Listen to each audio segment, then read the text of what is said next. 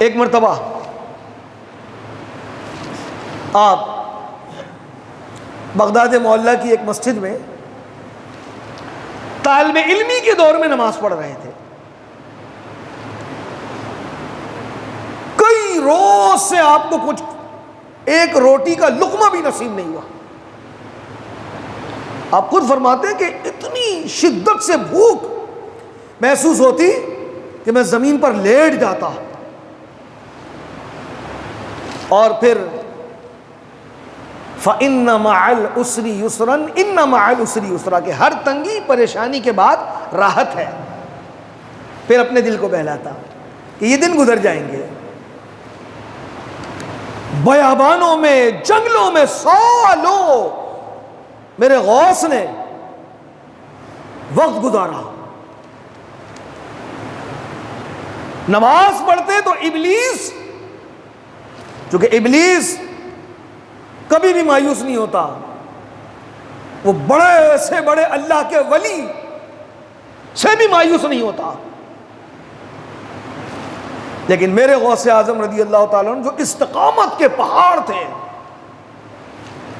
بڑے بڑے مصائب و آلام مختلف صورتوں میں شکلوں میں ابلیس آتا. ایک مرتبہ جو ہے وہ آپ جہاں سجدہ کرتے وہاں ایک سانپ کی صورت میں، اژدہے کی صورت میں آ گیا، لیکن آپ نے نماز نہیں توڑی،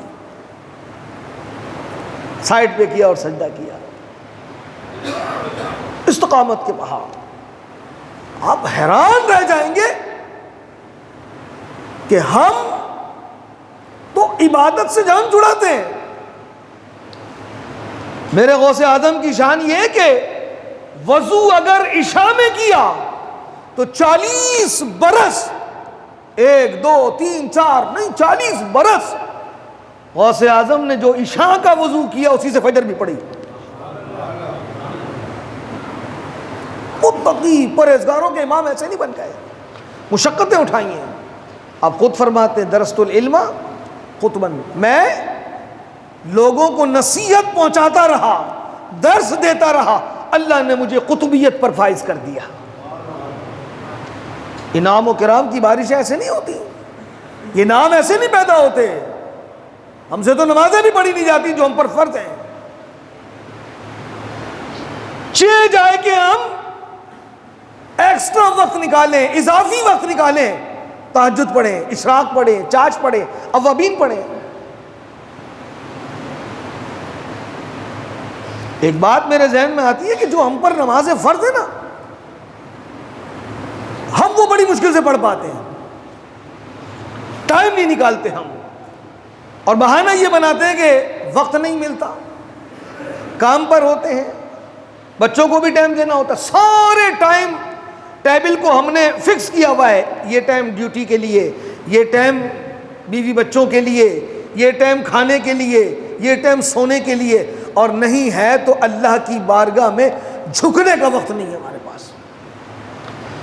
میں یہ کہتا ہوں کہ وہ ٹائم جو آپ کے لیے نکالنا مشکل ہو، وہ پتہ ہے کون سا ٹائم ہے؟ وہ کوالٹی ٹائم ہے. جب مشکل ہو پھر وقت نکالیں، کاروبار پک پر ہو اور پھر ظہر کے لیے وقت نکالیں، بھوک کی شدت ہو. ایک الگ مسئلہ ہے کہ بھوک لگی ہو یا استنجے کی حاجت ہو تو پہلے اس سے فارغ ہو تاکہ خلل پیدا نہ ہو، لیکن کچھ اپنے اوپر مشقت بھی تو ڈالیں، کچھ اپنے اوپر. میں نے کہا نا کہ وہ کوالٹی ٹائم کون سا ہے پتہ ہے؟ وہ ہے کہ جو نکالنا مشکل ہو. فارغ تھے اور پھر سپارہ کھول کر بیٹھ گئے، فارغ تھے پھر تسبیح ہاتھ میں لے لی. چاہے جائے کہ اس کی برکتیں ہیں، لیکن جب ٹائم نکالنا مشکل ہو اور اللہ کی طرف سے بلاوا آ جائے تو وہ جو آپ ٹائم نکالیں گے وہ ایک کوالٹی والا ٹائم ہوگا، پھر اس کا اجر بھی زیادہ ہوگا، پھر اس کی برکتیں بھی حاصل ہوں گی. تو میں یہ عرض کر رہا ہوں کہ سیدنا غوث اعظم رضی اللہ تعالیٰ عنہ نے بڑی مشقتیں اٹھائی ہیں، بہت مشقتیں اٹھائی ہیں، جبکہ آپ پیدائشی اللہ کے ولی ہیں.